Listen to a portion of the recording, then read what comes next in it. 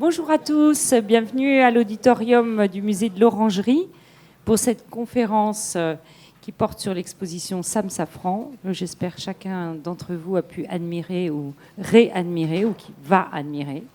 Donc nous sommes très très heureux aujourd'hui d'accueillir les commissaires de l'exposition, Julia Drost qui est directrice de recherche au Centre allemand d'histoire de l'art, un partenaire formidable pour toutes nos activités de recherche et un partenaire ancien. Et Julia, je précise, est une grande spécialiste de l'œuvre de Sam Safran sur lequel elle prépare le catalogue raisonné. Et sa co-commissaire, Sophie Éloi, qui est directrice de la bibliothèque, des archives, de la documentation. Et donc, toutes les deux ont travaillé à cette exposition. Elles vont vous en expliquer un petit peu la genèse, les enjeux, leurs partis pris. Et donc, nous les écoutons pour 1 heure en les remerciant d'avoir accepté cet exercice. Merci beaucoup, chère Scarlett, pour ces mots d'accueil. Bonjour à toutes et à tous. Nous sommes très heureuses avec Sophie Éloi de vous accueillir ce matin. Nous sommes très heureuses surtout aussi de voir autant de monde dans les salles pour un artiste pourtant si peu connu. Et nous avons conçu cette heure avec Sophie comme une forme de dialogue qui reflète, à mon avis, bien aussi la façon dont la préparation d'une exposition se prépare, puisque c'est un projet en équipe, avec beaucoup de monde. Donc ma première question que je voudrais poser à Sophie est pourquoi le musée de l'Orangerie a fait le choix d'exposer Sam Safran ? Alors à cette question, il y a bien sûr plusieurs réponses. Et la première est que je pense que certains d'entre vous s'en souviennent. Cécile Debray, lorsqu'elle est arrivée ici en 2017, donc Cécile Debray, qui est la précédente directrice du musée de l'Orangerie, avait eu envie de mettre en place une série d'expositions qui serait consacrée à des artistes qui entrerait en résonance avec la collection du musée.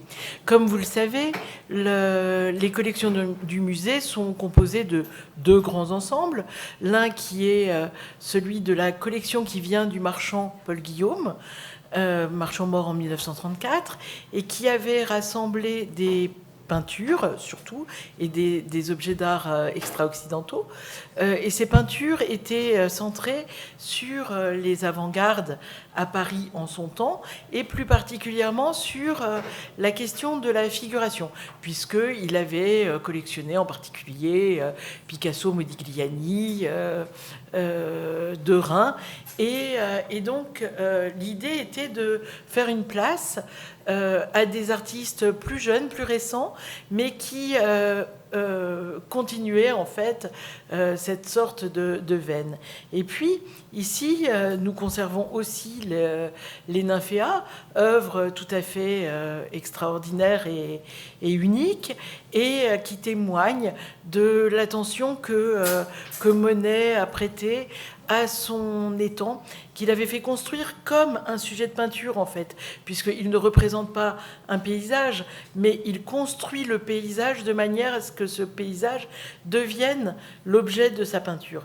Et ces 2 éléments faisaient du musée de l'Orangerie un endroit parfait pour accueillir une exposition consacrée à Sam Safran. Cécile Debray, d'ailleurs, lui en avait parlé en 2018, et il était heureux, pour les raisons que je viens d'évoquer, que cette exposition soit projetée dans cet endroit. Et puis, malheureusement, l'artiste est mort en 2019. C'est une rétrospective sans être vraiment une rétrospective, voilà. Puisqu'on n'a pas l'idée de montrer vraiment, de présenter vraiment la totalité de son travail. Oui, et que cette exposition n'est pas véritablement une rétrospective, est une exposition monographique qui vise à faire découvrir l'œuvre, mais ce n'est pas non plus la première, puisque bien sûr il y a eu un certain nombre d'expositions importantes dont Julia va pouvoir vous parler, puisqu'elle a été impliquée au premier chef dans l'une d'entre elles. Bon, alors, je vais Il est vrai que cette exposition au musée de l'Orangerie, c'est la première de l'artiste dans un musée national, mais néanmoins, depuis les années 80, il a quand même été présenté régulièrement dans des musées, plutôt des petits musées. La première exposition a eu lieu à la fin des années 80 en Espagne, sous le commissariat de Louis Deledic, qui, vous le savez peut-être, était un commissaire qui a créé plusieurs centres d'exposition dans le Yonne, notamment, où il avait exposé Safran. Et donc, du coup, il lui a fait la première exposition muséale à Saragosse, qui était suivie 2 ans plus tard par une exposition à la Fondation Mag et à la Fondation Janada à Martigny, en Suisse. Elle était placée sous le commissariat de Jean Clair, à qui on doit les plus beaux textes de Safran, qui a écrit aussi une très belle monographie sur Safran qui est parue chez Skira en 1996. Daniel Marchessault, le directeur du musée de la vie romantique, a consacré une exposition à Safran en ses murs. Exposition est un lieu que Sam Safran aimait beaucoup pour sa discrétion. Et ensuite, encore 10 ans plus tard, ça se passe vraiment à un rythme de 10 ans à chaque fois, Werner Spies lui a proposé une exposition au musée Max Ernst en Allemagne, dont je me suis principalement occupée. Et 2 ans plus tard, en 2013, la Fondation Janada a de nouveau consacré une exposition à Sam Safran, cette fois-ci placée sous le commissariat de nouveau de Daniel Marchessault. Mais il y a eu d'autres moments importants dans la reconnaissance du travail de Safran. Oui, puisque Julia évoquait les expositions monographiques qui sont peu nombreuses et espacées, mais l'artiste a été montré à de très nombreuses reprises dans des expositions collectives. Et puis, en 2008, pour parler des antécédents de notre exposition finalement, en 2008, le musée d'Orsay a présenté sa collection de pastels, qui est extrêmement importante, qui présente un ensemble d'œuvres de Degas tout à fait considérable et qui montre le renouveau du pastel à partir de la moitié du 19e siècle. Et adjointe à cette exposition, finalement, il y avait des œuvres de Safran que vous pouvez voir là sur la diapositive et qui lui permettaient de se placer dans cette tradition du pastel venu du 19e siècle et de le montrer à côté des artistes qu'il admirait tant, que ce soit Degas, Manet ou Redon.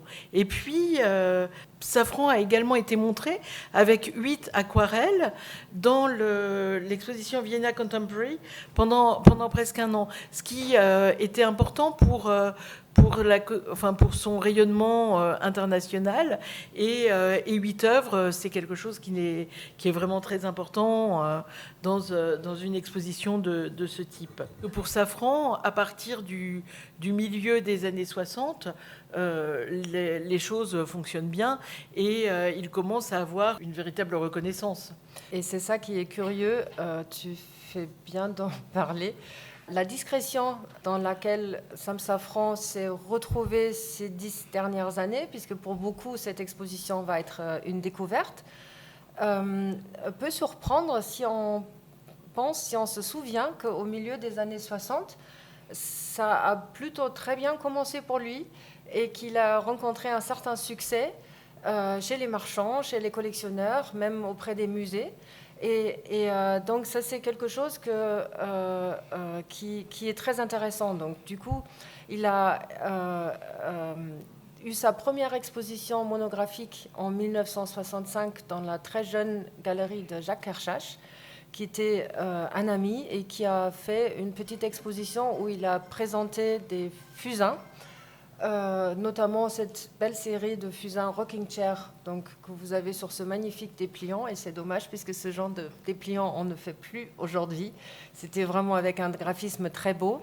Sur cette exposition, Safran, il se présente lui-même et on peut voir qu'il avait déjà participé à un certain nombre d'expositions Il était au Salon des Indépendants, d'accord, mais après au Carnegie Institute à Pittsburgh, ça veut dire qu'il a déjà été montré aux États-Unis dans le Salon des Réalités Nouvelles.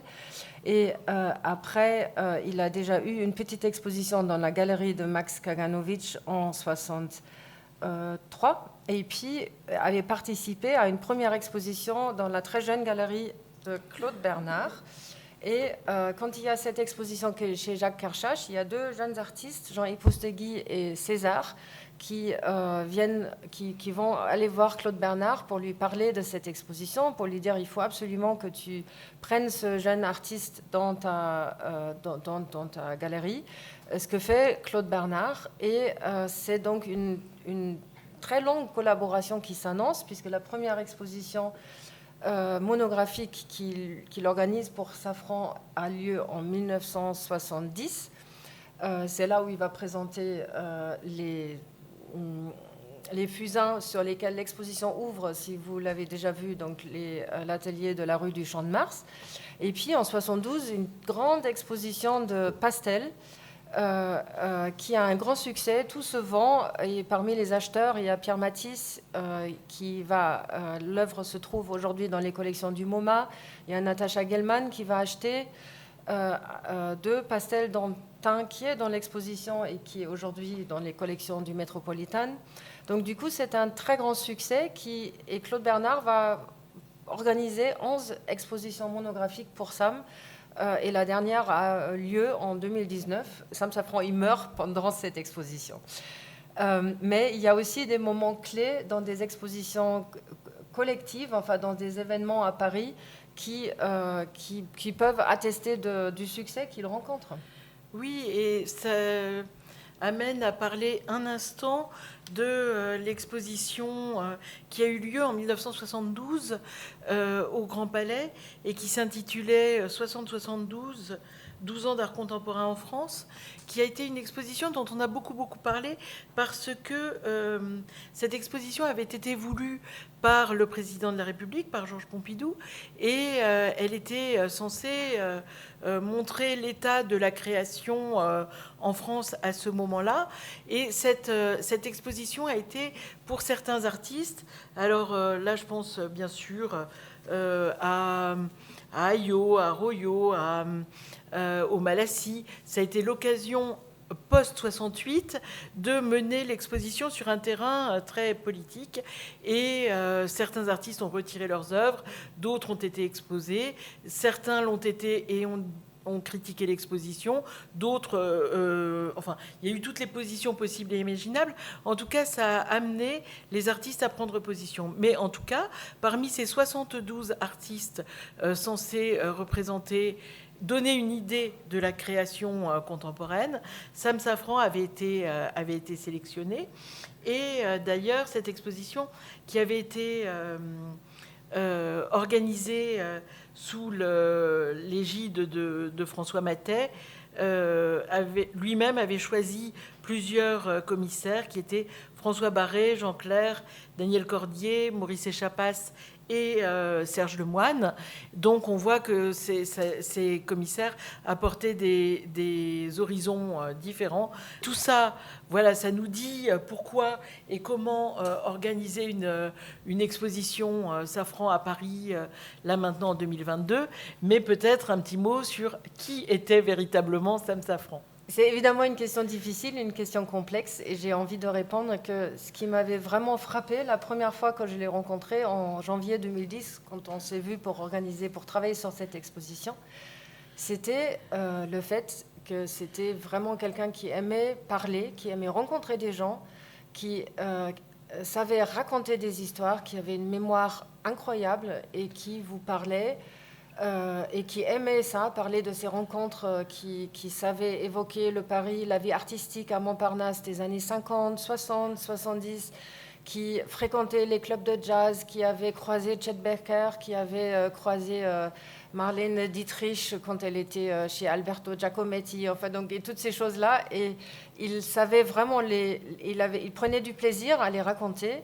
Et d'ailleurs, c'est Jean Clair et Louis Deledic qui ont enregistré ces récits à la fin des années 90 et qui viennent de les publier. Donc c'est un livre que vous pourrez acheter si vous voulez, qui vient de paraître chez Flammarion et donc du coup qui donne vraiment une idée de cette façon qu'il avait de parler de ça. Et je pense que c'est quelque chose de tout à fait remarquable quand on pense que c'est quand même un jeune homme qui a eu un début difficile dans la vie. Donc, il est né en novembre 1934 en tant que premier enfant d'une famille juive polonaise. C'est un couple d'immigrés en fait qui arrive de la Pologne à Paris dans la suite de la Première Guerre mondiale, qui se rencontrent à Paris et qui vivent dans le quartier des Halles. Donc Sam, il va grandir. Donc il y a une grande partie de sa famille qui a émigré, donc ils sont tous là. La famille travaille dans la bonnetterie, donc dans le textile. Et le garçon dit que dans sa famille, les premières années de sa vie, on parlait un mélange entre le yiddish, le français, le russe, le polonais. Il vivait avec ses oncles, ses tantes, ses cousins et ses parents étaient souvent absents pour le travail. Donc il a une très grande affection pour sa grand-mère. Donc ici sur une des photos, vous le voyez à l'âge de 3 ans avec sa grand-mère et sa mère aussi. Et donc son nom de naissance est Sami Max Berger. Et plus tard, quand il va devenir artiste, en fait, il choisit de signer ses œuvres du nom de Sam Safran pour rendre hommage à sa grand-mère. Donc le début de la Deuxième Guerre mondiale met un terme très abrupt à cette enfance heureuse jusque-là de l'enfant. Donc il a 6 ans. Quand il voit partir son père à la guerre, donc il est mobilisé d'abord pour l'armée française avant de se faire déporter à Auschwitz, d'où il ne va jamais revenir et la famille ne reçoit jamais un acte de décès, donc tout ce qu'ils reçoivent c'est un acte de disparition. Donc du coup en 1942, au moment de la rafle du Veldiv, il voit se faire déporter de nombreux tantes et oncles, et une de ses tantes, Denise, a eu la présence d'esprit de dire que le petit garçon aux yeux bleus et il a les cheveux très blancs, qu'il était le fils de la concierge, donc du coup il a échappé à la déportation. À la suite de ça, on l'a caché dans des familles d'accueil, donc d'abord avec sa petite sœur Madeleine et, dans le Loiret, ensuite dans le Lot, et on le voit là sur la photo à droite avec une famille d'accueil. Et quand même, en 1944, juste avant la libération, il s'est quand même fait arrêter et déporté à Drancy, d'où il est libéré par l'arrivée des Américains. Donc, du coup, très difficile pour lui. Et il disait plus tard, dans les entretiens avec Alain Weinstein, un livre qui est paru il y a quelques années chez Flammarion également, qu'à l'âge de 7 ans, il était adulte. Donc là, vous le voyez sur une photo avec sa petite sœur à la sortie de la guerre, à la fin de la guerre. En tant que pupille de la nation, on l'envoie à Winterthur en Suisse pendant plusieurs étés durant. Il décrit ça comme une période très heureuse où il commence à dessiner. Et puis en 1948, la mère décide d'emmener les enfants à Melbourne chez un oncle qui avait quitté la France en fait avant le début de la guerre et qui s'était installé dès 1937 ou quelque chose comme ça à Melbourne. Donc ils embarquent sur un bateau pendant 3 mois et à Melbourne, Sam va de nouveau en fait connaître cette expérience du déracinement, de l'isolation, enfin de la solitude, et il va pas plus aller à l'école qu'en France d'ailleurs non plus, donc il va apprendre l'anglais, il va faire un certain nombre de boulots, donc il va travailler en tant que boy dans une écurie, il va être même jockey pendant un temps parce qu'il est tout chétif, il est petit, enfin, donc ça c'est quelque chose qu'il peut faire, donc il est coursier et il travaille aussi pour une manufacture de vélos qui s'appelle Hartley, pour lesquels il décore avec une extrême précision les vélos, en fait, les carrosseries des vélos. Et il y en a un qui ramène à Paris et qui va avoir, en tous les cas c'est Sam Safran qui l'a toujours présenté comme ça, une importance pour son avenir, puisque quand il revient à Paris en 51, il dit lui-même, il est infernal, insupportable, anarchiste et totalement rebelle. Enfin, en tous les cas, il est hors système. Et ça, c'est quelque chose, je crois, important quand on parle de Sam Safran, que c'est vraiment quelqu'un qui se voit en dehors du système. Et donc, il tombe un peu dans la délinquance puisqu'il ne sait pas trop quoi faire de sa vie. Il est très pauvre aussi, donc il s'est disputé avec sa mère, donc il ne vit plus chez lui. Et il se lie à une bande de criminels, en fait, donc il tombe dans la délinquance. Et un jour, il débarque avec ce vélo précieusement décoré. Et le chef de bande lui dirait, bon, alors quand on a un talent comme le tien, on ne fait pas le bandit comme ça, on fait autre chose de sa vie. Et il a toujours présenté ça comme ça. Ça a déclenché un tournant dans sa vie et il s'est dit, en effet, il y a autre chose que je peux faire. Et à ce moment-là, il aurait beaucoup souhaité entrer dans une école d'art, et ce qu'il a tenté de faire, mais étant donné son enfance très difficile et en grande partie cachée, il n'avait pas pu être scolarisé normalement, ce qui fait que au concours d'entrée dans les écoles, que ce soit aux Beaux-Arts ou aux Arts appliqués, il n'a jamais pu surmonter certaines épreuves académiques telles que la dictée qui existait encore à ce moment-là. Et donc va commencer à ce moment-là dans la plus grande pauvreté, dans vraiment un dénuement très très très fort, le début de son travail. Il est parfois accueilli à la Grande Chaumière le soir, et Henri Goetz le prend un peu sous son aile. Il rencontre à ce moment-là beaucoup d'amis, en particulier Roselyne Granet, sculptrice qui l'a beaucoup aidé, et il commence à travailler. Donc là, vous voyez un certain nombre d'exemples de ce qu'il fait dans le cours des années 50, et on peut voir qu'il est sous l'influence, si on peut dire, de ce qui se passe à Paris à ce moment-là, avec la seconde école de Paris, et il cherche sa voie en travaillant dans la veine des artistes qui l'intéressent. Et donc on peut bien sûr là reconnaître son intérêt pour Kurt Schwitters, mais aussi pour Dubuffet ou alors pour Nicolas de Staël. Enfin voilà, je pense que chacun d'entre nous peut détecter des maîtres dans ces œuvres-là. En revanche, il fait déjà à ce moment-là des choix de matériaux. Il assemble, il utilise du papier, des rebuts, des choses qu'il assemble, qu'il colle, puisque par ailleurs, il n'a pas accès à des matériaux très, très sophistiqués ni très, très, très onéreux.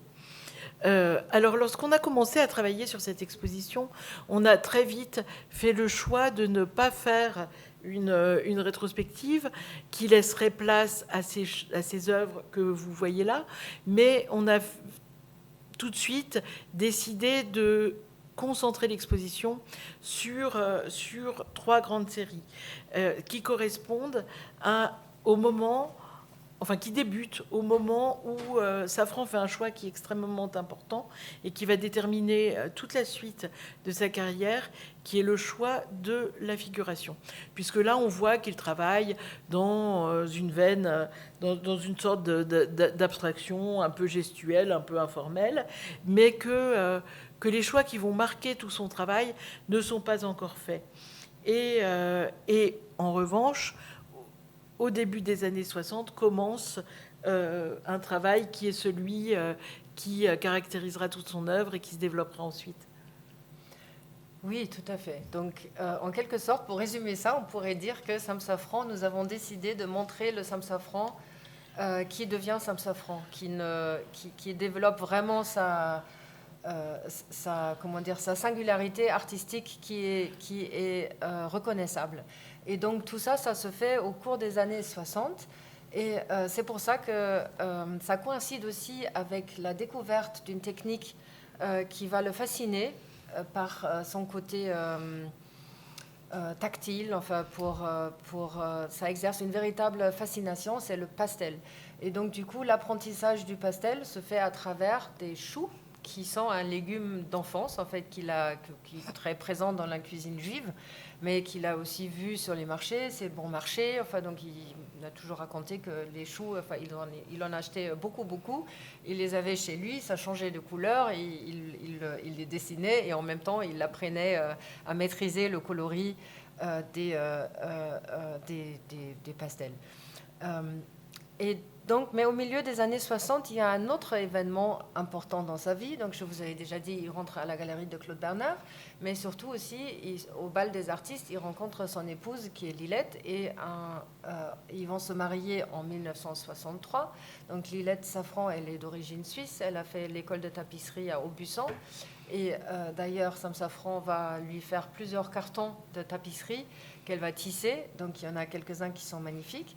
Et en 1964, il y a leur fils Sébastien qui va venir au monde. Et donc, ça, c'est bien sûr un moment d'un grand bonheur. Et en même temps, ça deviendra le drame de leur vie quand ils s'aperçoivent que l'enfant est très lourdement handicapé.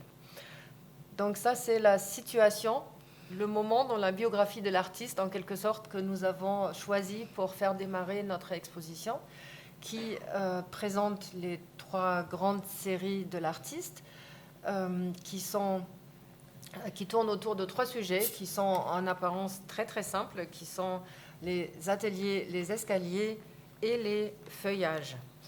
Et donc, il y a une soixantaine d'œuvres dans l'exposition, des pastels, des fusains, des aquarelles. Et dans la scénographie, il y a eu quelque chose qui nous a tenu à cœur depuis le début. C'est comme ces 3 sujets démarrent à la fin des années 60. Donc, il était clair pour nous depuis le début qu'il fallait garder les séries dans leur ensemble, parce qu'il faut montrer comment chaque sujet évolue pendant des décennies de création. Et en même temps, il fallait avoir une scénographie qui fait comprendre que ce qui se passe de manière simultanée, en fait. Donc nous avons tenu à avoir une scénographie très ouverte, très sobre, qui s'efface, qui laisse place au travail de Safran, qui a une forte présence, en fait, sur les murs. Et nous avons tenu aussi à avoir des grands axes qui permettent aux œuvres de communiquer. Donc, quand vous êtes dans une salle, il était important pour nous que vous voyiez toujours aussi, quand vous êtes dans les ateliers, de voir un bout d'escalier quelque part, de voir une imprimerie. Et on a choisi pour cette exposition le sous-titre d'Obsession d'un peintre, parce que, justement, voilà, en laissant la place centrale à ces 3 séries, ça nous permettait de montrer et de mettre en valeur toute la question des obsessions pour très peu de sujets, des retours de l'artiste sur certains thèmes tout au long de sa carrière, puisque ceux-ci commencent dans les années 60 et dans l'ensemble sont retravaillés jusqu'à la fin de sa vie, et puis de montrer aussi à quel point la recherche, l'expérimentation technique sont importantes dans son travail, et déjà de montrer que enfin, c'est une place très très très à part finalement de faire du fusain, du pastel et de l'aquarelle pour un artiste de la deuxième moitié du XXe siècle. Et puis de montrer cela au travers de ces sujets du quotidien, qui sont à la fois des sujets extrêmement intimes, puisqu'il décrit son entourage le plus proche, mais qui sont aussi par moments des motifs et c'est quelque chose qui est à la fois dans son intimité la plus profonde et personnelle, et en même temps des motifs qui sont de même nature que des motifs abstraits. Et c'est ce qui fait qu'on peut distinguer le travail en 3 grandes séries, donc comme Julia vient de le dire, les ateliers, les escaliers et les feuillages, mais que c'est aussi en quelque sorte une seule série extrêmement cohérente, qui est celle de ce qui l'entoure et d'une forme d'intériorité. Mais ce qui nous amène directement à... je vais laisser Julia parler de la première série, qui est peut-être la série qui chapeaute l'ensemble du travail, qui est celle de l'atelier. Oui, alors, vous savez bien sûr, l'atelier, c'est un grand sujet dans l'histoire de l'art. Donc, il y a beaucoup d'artistes avant Safran qui ont représenté leur atelier avec les outils de travail, avec comme endroit de la création. Mais je pense qu'on peut dire que Sam Safran, il apporte encore quelque chose, puisque c'est pas son atelier qui peint en fait. Donc pendant les premières années, donc ce que vous voyez dans la première partie de l'exposition, ce sont des ateliers qu'on lui prête. Vous avez compris, il a eu un départ difficile dans la vie, il n'avait rien, donc il vivait dans une grande pauvreté. Donc son amie Roselyne Granet, elle nous a toujours dit qu'il est difficile aujourd'hui d'imaginer quelqu'un qui vivait dans une pauvreté comme Sam Safran en fait. Donc il me dit il n'avait vraiment rien. Donc il vivait dans des pioles, dans les chambres que les amis lui prêtaient.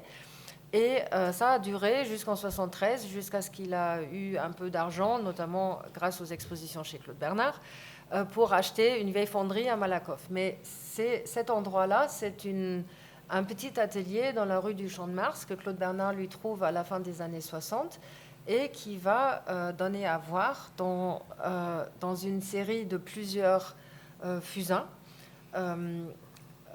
Et l'exposition ouvre dessus, et ce que nous voyons, c'est en quelque sorte une météorologie psychologique. Donc on peut imaginer que les différents états de cet atelier, avec ses tréteaux, avec ses cadres, avec ses papiers, etc., donc qu'on voit sous la neige, sous la pluie, et après une sorte de tempête, on peut imaginer que tout à gauche, donc là, la tempête, elle vient d'avoir lieu, et elle laisse l'endroit dans un tel désordre. Donc ça correspond à des états, comment dire, psychologiques de l'artiste qui était, il disait ça volontiers, lisait les entretiens de Weinstein, il était dans la galère. Il dit souvent le mot galère, donc il dit j'étais dans une galère totale. Il était dans une galère techniquement, il était dans une galère psychiquement, avec un enfant handicapé, avec la recherche de la technique. Et ce qu'il faut...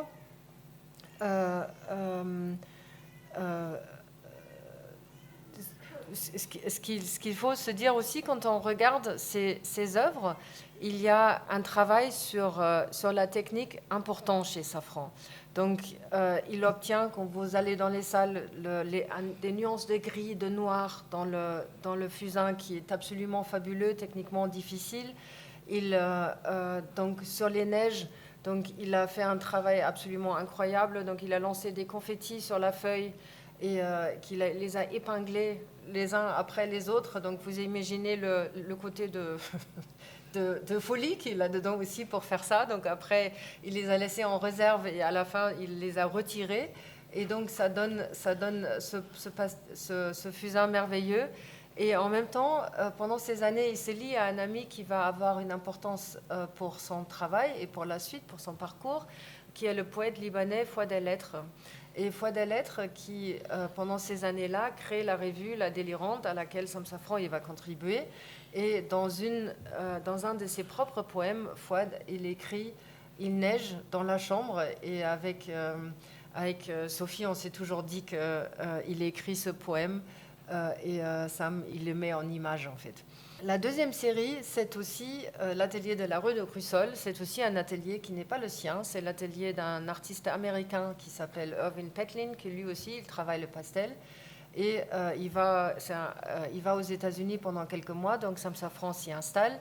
Et il fait la même chose en fait. Il s'approprie ce lieu. Il invente l'atelier qu'il n'a pas réellement dans la vie en fait.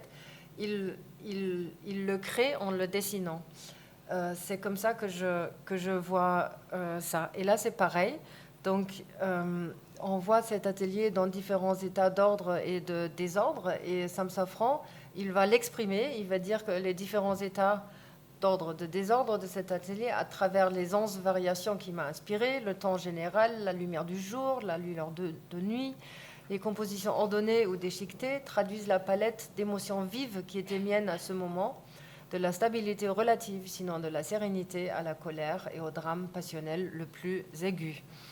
Et il y a une autre chose qui est là-dedans, et vous avez peut-être vu déjà dans les salles la richesse énorme de détails de ces compositions. Donc c'est bluffant de se voir confronté à tellement de choses qu'on peut découvrir en regardant, et plus on regarde, plus on trouve. Et là, nous avons quelques exemples. On a par exemple cette dame, nous ne savons pas qui c'est, qui est dans le fauteuil et qui a devant la bouche un phylactère, sauf qu'on n'arrive pas à le lire, puisque Sam, avec beaucoup d'humour, il l'a mis à l'envers. Donc avec l'aide d'un miroir, on peut le lire et on va lire « Achetez-vous la délirante ». Et donc, du coup, La Délirante, c'est la revue de Foi des Lettres de son ami, le poète libanais, qui vient de lancer et à laquelle Sam Safran il va contribuer. Donc, dans le même pastel, il y a aussi le tub, donc la grande bassine, qui, on se demande pourquoi d'ailleurs, enfin, pend au milieu de l'atelier. Et quand on regarde bien, on voit, on peut y voir à la fois un hommage à Edgar Degas, Degas, le grand maître du pastel au XIXe siècle, qui était très important pour Safran, puisqu'on lui avait offert un livre donc, qui était paru en 1945, écrit par un spécialiste qui s'était consacré aux techniques de Degas, qui était un très grand... Qui a réinventé à sa manière au XIXe siècle le pastel avec une grande virtuosité.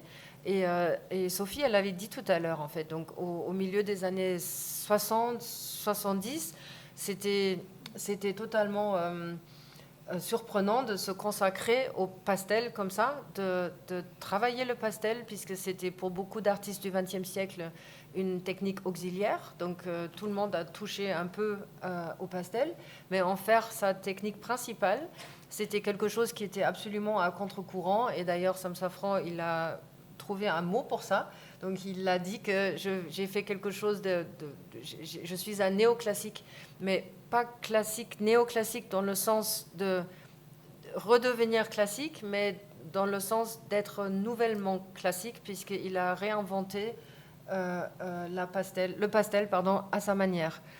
Et puis, dans le même tub, vous avez, si vous regardez bien, il a écrit des noms dedans, et on peut lire le nom de Topor, de Olivier, de Zeimert et de Pelayo, qui sont des amis qui font partie du groupe Panique, auquel Sam Safran il se lie pendant un temps, pendant ces années-là.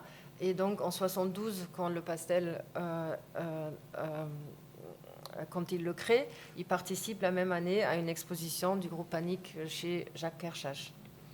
Donc un autre pastel de la même série, d'en avoir le même atelier, mais là, étonnamment rangé. Donc, c'est assez surprenant. Et à bien regarder, on découvre au fond de la salle un funambule. Et ça, c'est très intéressant, puisque Sam Safran, il a vraiment raconté que ce funambule, il était réel, que c'était son ami Philippe Petit qui venait lui rendre visite dans son atelier. Il disait même qu'il s'était exercé dans son atelier. Donc, ça paraît peu probable, vu la place que ça nécessite, en fait. Mais en effet, ils se sont rencontrés par l'intermédiaire de Foi des Lettres.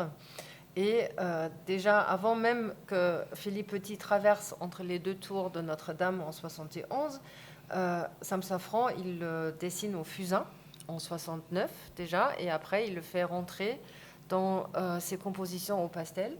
Et je pense que, enfin, nous en avons beaucoup parlé avec Sophie, probablement il faut plus y voir une métaphore pour la difficulté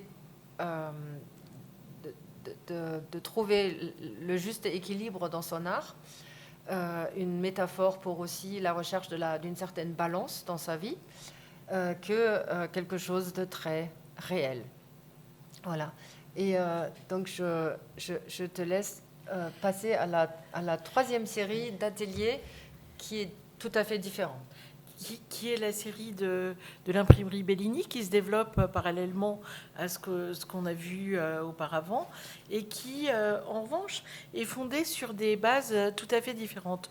Puisque, comme vous l'avez vu auparavant, les ateliers de la rue de Crussol montrent le lieu toujours sous le même angle. Et en fait, ce sont des variations qui sont des variations de lumière, d'ordre. Là, on en voit 4 en même temps, et on voit bien qu'il s'agit du même lieu présenté de la même manière. Pour ce qui est de l'atelier Bellini, Sam Safran va procéder de façon tout à fait différente. Déjà, l'atelier Bellini, c'est une imprimerie d'estampes, de lithographie, qui existe depuis la fin du 19e siècle, et que Safran reprend avec un certain nombre d'amis pour produire à nouveau des estampes, puisqu'il y a une sorte de renouveau du goût pour l'estampe dans ces années-là, et que par ailleurs, Safran a besoin de s'assurer une activité économique suffisante pour s'occuper de sa famille, pour élever son enfant, voilà. Et donc cette imprimerie, il va, contrairement à l'atelier de la rue de Crussol, la montrer sous tous les angles. Et il va faire une chose qui est assez étonnante, qui est qu'il va la montrer d'une manière assez cinématographique, en faisant une sorte de travelling. Là, on voit, parmi ces travaux préparatoires, une sorte de storyboard qui montre le projet qu'il a de représentation de cet endroit. Et on voit là, avec le storyboard, le lien avec le cinéma.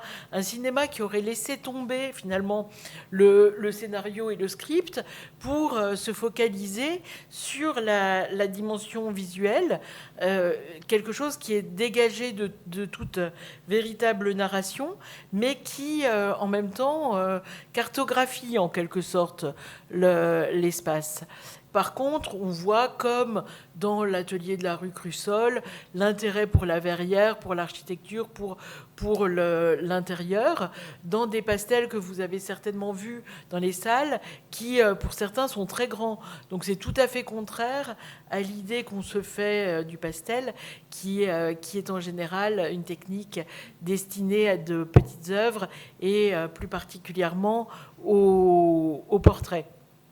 Et puis, une attention à la description de scènes qui, pour nous, sont assez énigmatiques, mais qui montrent les personnages qui peuplent cet endroit au travail. Donc, dans quelque chose qui est plus, finalement, plus descriptif que ne l'était la série des ateliers de la rue Crussol. Et puis avec une attention au coloris tout à fait extraordinaire. Là, vous voyez les 5 œuvres de plus petite dimension que nous avons montrées dans l'exposition, et qui montrent bien à quel point il explore chacun des points de vue possibles de cet endroit, pour en donner des cadrages assez étonnants et des images différentes. Et puis au centre de ces œuvres, vous en voyez une qui est assez différente, qui montre l'escalier sombre qui descend vers un espace lumineux qui est habité par les boîtes de pastels.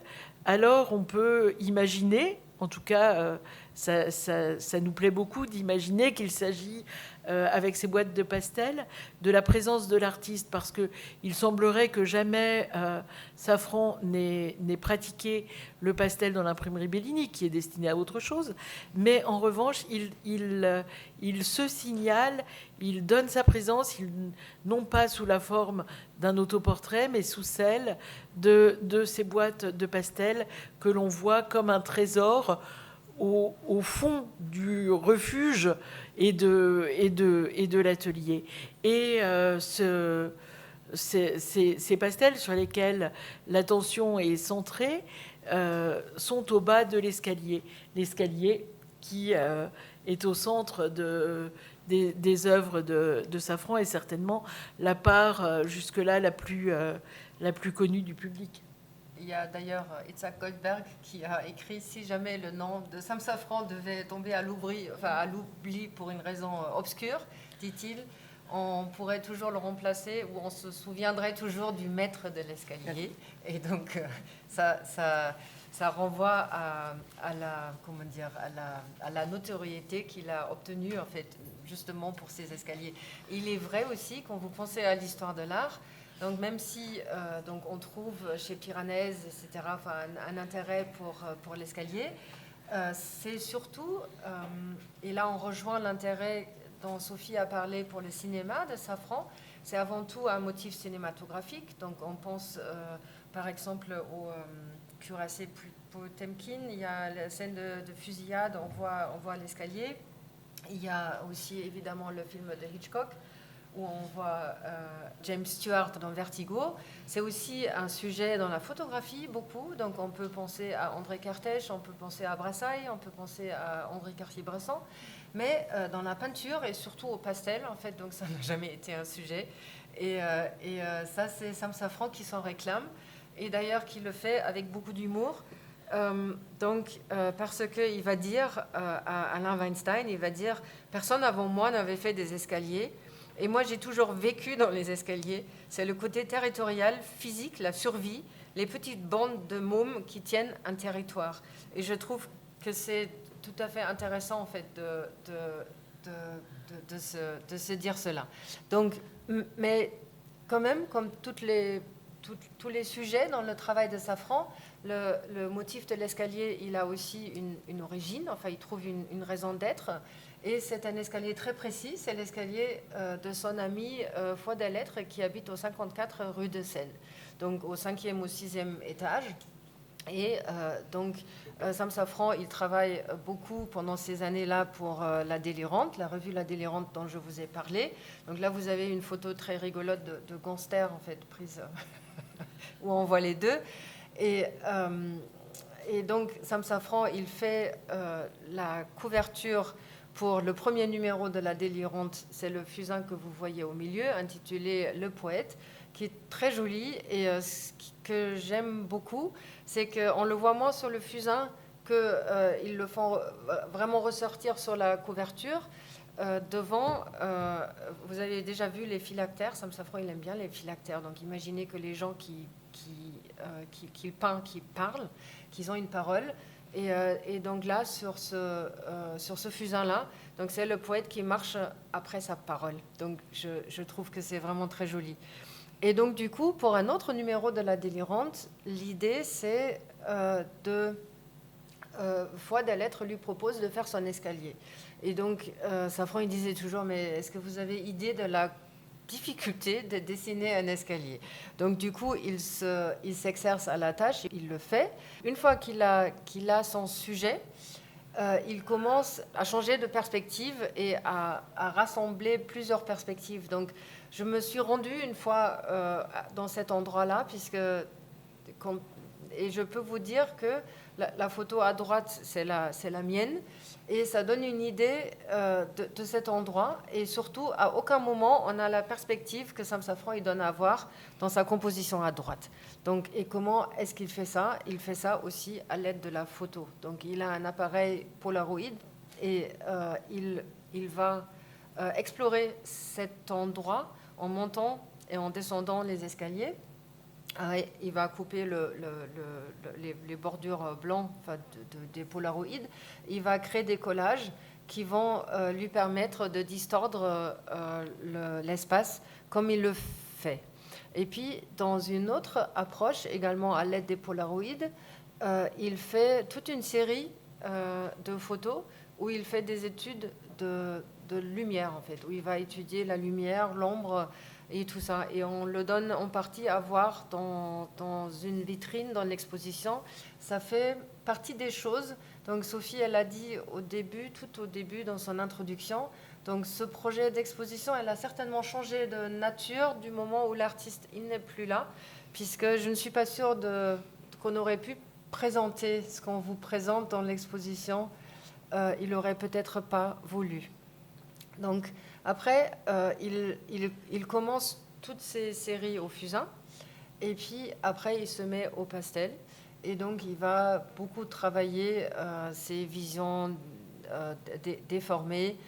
Et donc, il y a aussi un aspect un peu plus personnel dans le sujet de l'escalier, puisqu'il a toujours raconté que quand il était jeune, un oncle, pour le punir quand il était pas sage, le tenait au-dessus de l'escalier, ce qui lui a infligé la peur du vide.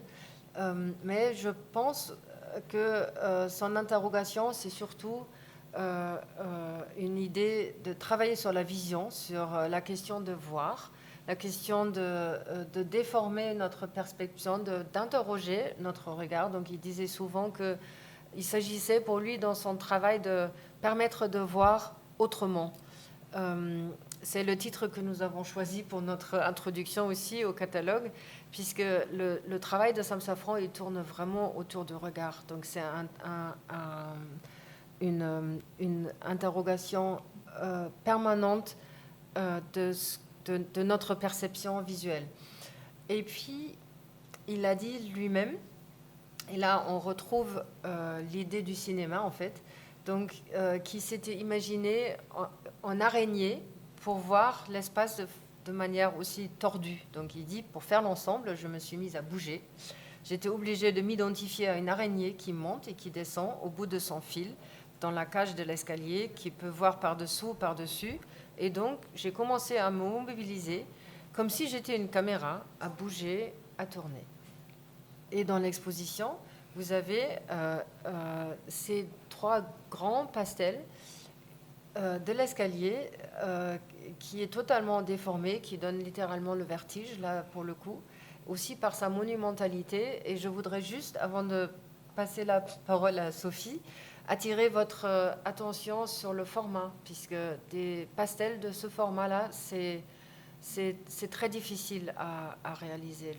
Le pastel, c'est une technique qui, normalement, on a l'habitude d'avoir des formats qui sont beaucoup plus petits, beaucoup plus intimes, mais des pastels qui font 1,50 m de hauteur, c'est techniquement vraiment très complexe et difficile. Ce qui l'a d'ailleurs amené à essayer d'autres techniques. Oui, puisque en fait, la difficulté du pastel sur des grandes dimensions comme ça l'a amené, alors qu'il souhaitait agrandir encore ses formats, à imaginer de procéder différemment. Et il a progressivement, pour cette série-là, mais comme pour la dernière sur les plantes, adopté l'aquarelle. L'aquarelle qu'il peignait sur une soie chinoise qui lui avait été conseillée par un ami artiste, qui est une soie en fait constituée de fibres de bambou et qui absorbe l'aquarelle d'une façon assez particulière. Et puis, comme pour le pastel d'ailleurs, il a élaboré une technique qui lui était assez personnelle en mêlant l'aquarelle de fiel de bœuf, enfin, en constituant une sorte de cuisine qui était vraiment la sienne. Cette technique de l'aquarelle lui permet d'aborder des formats encore plus grands que ceux des pastels et mène à une sorte de transformation dans ces choix iconographiques, puisque, comme on l'a vu, dans les pastels des escaliers très déformés, l'image est centrée sur la déformation, sur cette perspective personnelle.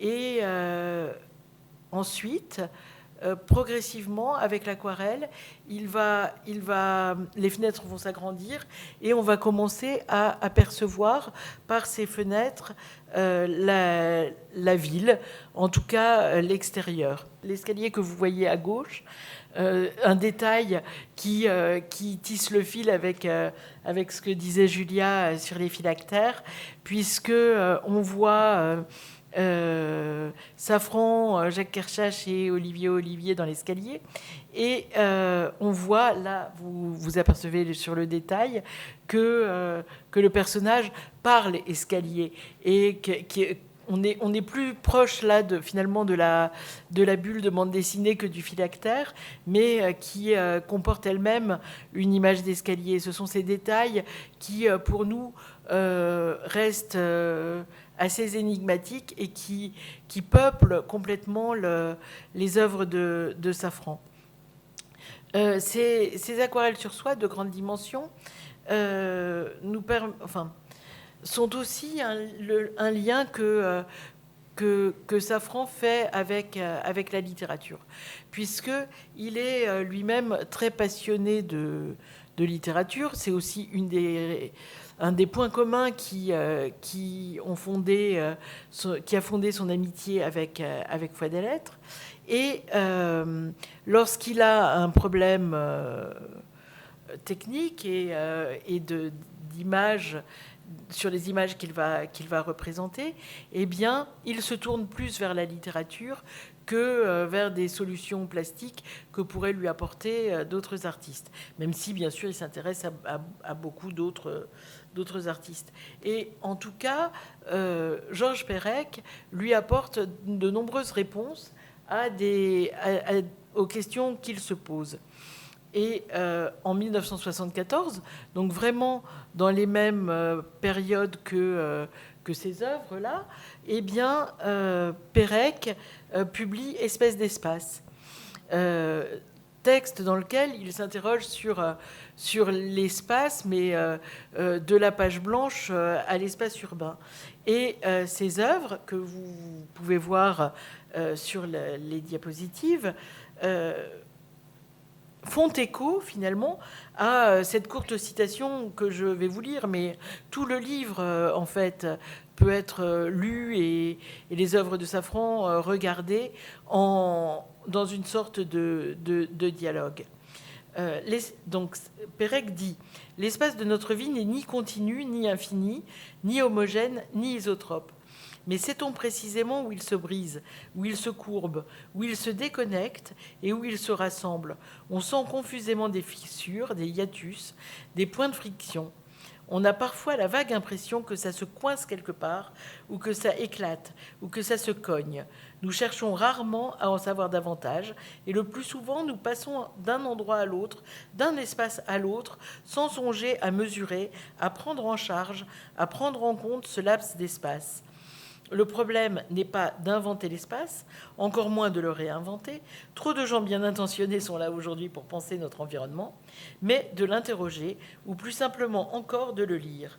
Car ce que nous appelons quotidienneté n'est pas évidence, mais opacité, une forme de cécité, une manière d'anesthésie.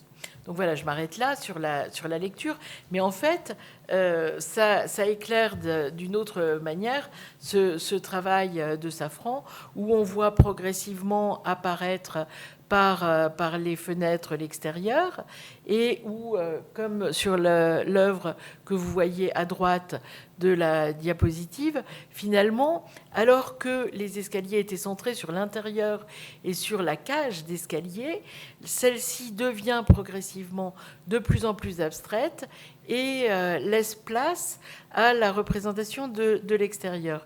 Mais alors, comme on peut le voir avec ces trois œuvres qui font partie de ce qu'on appelle les paysages urbains, la question se déplace, c'est-à-dire qu'il ne s'agit plus de représenter un espace, mais de représenter aussi du temps, puisque ce que l'on voit dans tous ces détails qui fourmillent partout dans l'œuvre, ce sont des lieux que Safran a connus, a hantés, a aimés, et qui se mêlent à des moments différents.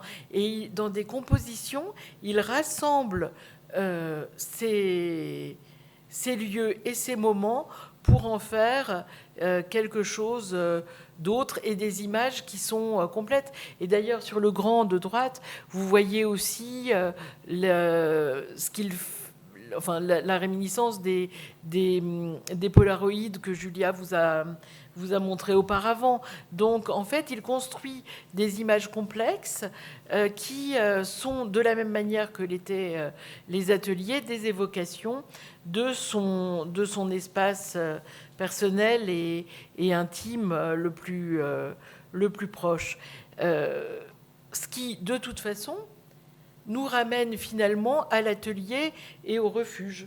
Ça nous amène à la troisième partie de l'exposition que nous avons appelée l'invasion de l'intérieur, puisque c'est l'arrivée de la plante qui va dominer en fait ces intérieurs.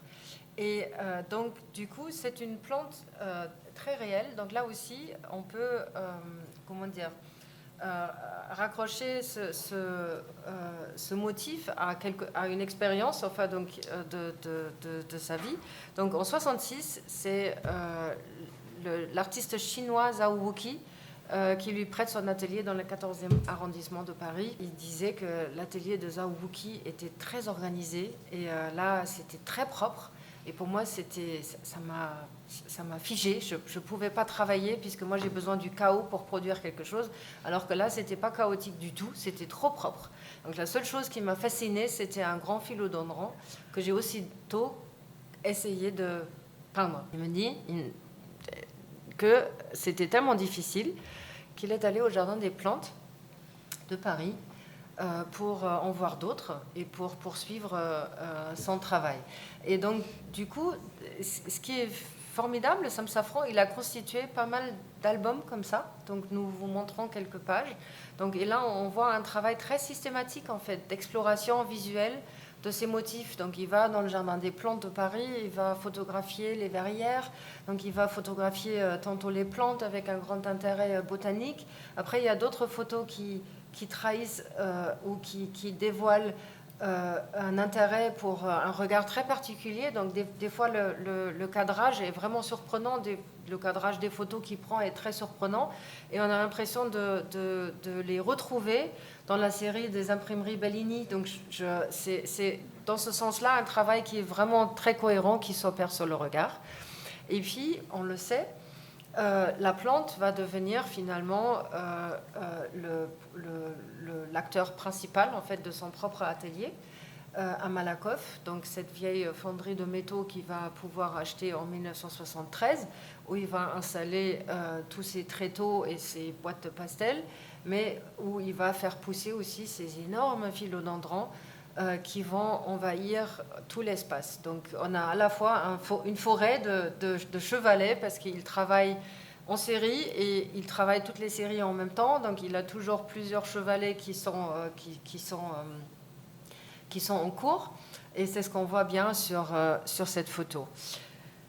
Voilà. Il y a une série qui est particulièrement précieuse dans son travail. Il n'y en a pas beaucoup. Et Sophie va vous en parler. Oui, au sein de cette grande série des feuillages, eh bien, il y a un ensemble de feuillages bleus, intensément bleus, qui se singularise encore au sein de l'ensemble. Alors, il faut peut-être à ce moment-là parler un instant des pastels rochers que vous voyez là. Et qui sont... alors, la maison Rocher est une maison qui existe en réalité depuis le XVIIIe siècle et qui fabrique artisanalement des pastels d'une très grande qualité que Safran finit par découvrir et qu'ensuite il adopte définitivement, sachant que pour lui, le pastel Rocher enfin, il a une formule que je ne me rappelle pas là maintenant. C'est le Rolls-Royce. Oui, enfin voilà, c'est la Rolls-Royce. La tendresse même. La tendresse même, ouais. Voilà. Et donc, il a aussi il connaît les gens de la Maison Rocher et travaille avec eux, et il utilise une référence particulière pour faire ces pastels bleus. Alors c'est quelque chose de vraiment quand même très très singulier, puisque ces œuvres montrent des feuilles qui sont toutes assez individualisées finalement, et qui se raccrochent à une réalité, et tout cela dans des compositions qui sont quasi abstraites, où on voit sur les bords, ici sur le bord gauche et sur le bord droit, la description de l'atelier. Donc on est bien dans l'atelier, il ne s'agit pas du tout de représentation de l'extérieur, et dans quelque chose qui, d'une certaine façon, a plus à voir avec la question du motif et du motif abstrait que du jardin. Voilà, donc il y a cet ensemble d'œuvres extrêmement particulières que Safran a assez vite abandonné, parce que non seulement c'est très difficile et très long à faire, mais il expliquait aussi que c'était douloureux, que ça faisait mal aux yeux de faire ces choses-là au pastel bleu, suivant une technique qui lui est personnelle, oui, que d'autres artistes ont utilisée, mais de transfert, où il pose le pastel sur une feuille, puis le transfère sur une autre, en reproduisant à l'infini ces feuillages qui se développent, qui se multiplient, qui envahissent entièrement l'espace. Donc là, on voit la table de pastel dans l'atelier à Malakoff, avec toutes les nuances. La Maison Rocher commercialise aujourd'hui plus de 1800 nuances de pastel. Donc c'est quelque chose d'énorme, c'est tout à fait fascinant. Mais pendant ce temps-là, Safran continue à travailler et le pastel et l'aquarelle. Il a d'ailleurs le projet, sur certaines œuvres, de travailler les deux simultanément, en se référant à la question du sec et du mouillé, déjà évoquée par Degas. Donc toute la fin de l'exposition est consacrée à cette prolifération de feuillage qui a une dimension bien sûr cosmique, d'autant plus marquée dans les pastels bleus, et qui donne lieu enfin à cette œuvre que vous voyez, qui s'intitule Hommage à Jean Clair.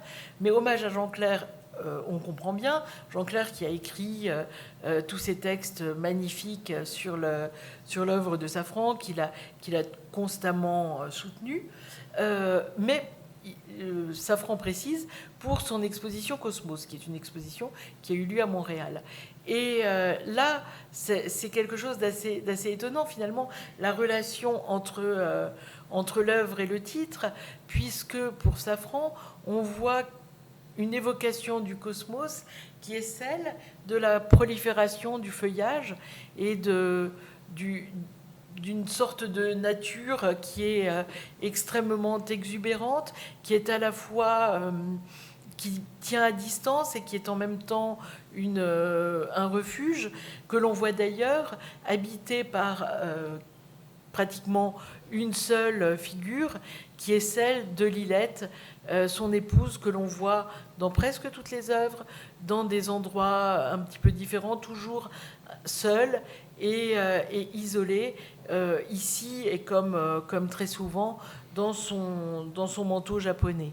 Il y a un autre écrivain donc, de qui on a peu parlé jusqu'à présent, et ça c'est James Lord, qui a écrit une belle biographie sur Giacometti, que Sam Safran avait rencontré et qui a écrit à la fin des années 80 un très beau texte sur Safran, et puis qui écrit joliment. Puis il y a un saut dans l'univers du végétal, et c'est un peu comme ça que nous avons pensé la dernière salle de l'exposition, donc qui est, je l'espère, très, très, très contemplative, très immersive, qui donne envie de regarder, de se perdre un peu dans cette densité de feuilles qui a ça de particulier d'être à la fois très naturaliste et pas du tout en fait. Donc ça c'est quelque chose entre les deux qui est très onirique, et c'est aussi le mot que Safran il utilisait. Donc quand on lui demandait pourquoi, il disait j'avais envie, il disait ça sur les bleus aussi, de créer quelque chose d'onirique. Et il disait souvent que à travers ses compositions, à travers son art, il dit ça dans les entretiens avec Alain Weinstein, qu'il voulait créer dans son art quelque chose de beau que la vie, en tous les cas au début, lui avait refusé. Et ça peut-être être ça le mot de la fin. En tous les cas, si vous avez envie de lire plus là-dessus, on peut vous conseiller les entretiens avec Alain Weinstein et puis aussi les entretiens avec Louis Deledic et Jean Clair qui viennent de paraître et qui permettent tous les deux en fait de plonger vraiment dans cette façon qu'avait vraiment très particulière, très unique qu'avait Safran de parler de lui-même, de ses amis, de la vie artistique de Montparnasse, de son époque, de l'histoire de l'art. Voilà. Donc, et si vous avez envie d'aller plus loin, vous pouvez aussi vous intéresser à notre catalogue, pour lequel nous avons sollicité un certain nombre d'auteurs qui ne se sont jamais penchés encore sur le travail de Sam Safran, notamment dans cette idée de renouveler le regard et de laisser de nouveaux auteurs en fait se pencher sur ce travail si méconnu. Et nous allons terminer sur une photo de Didier Gicquel, qui a été pris quelques mois avant sa mort et qui est assez représentatif, enfin, puisque quand vous rencontriez Sam Safran, c'était jamais sans cigarette. Voilà, donc nous vous remercions de votre attention. Merci.